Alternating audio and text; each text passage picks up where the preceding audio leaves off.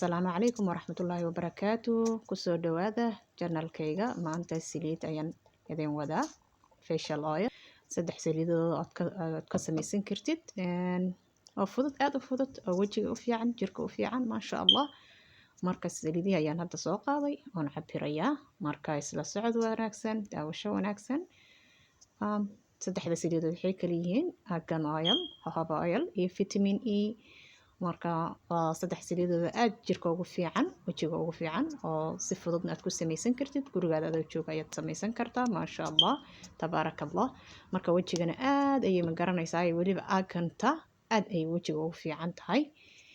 marka wajiga waxay ka ilaalisaa duduubka iyo waxyaalahaas dhan. waa kaas hadda dhaladaas yartaas ayaan sameeyay. 3 saliidood maasha Allah waa khatar.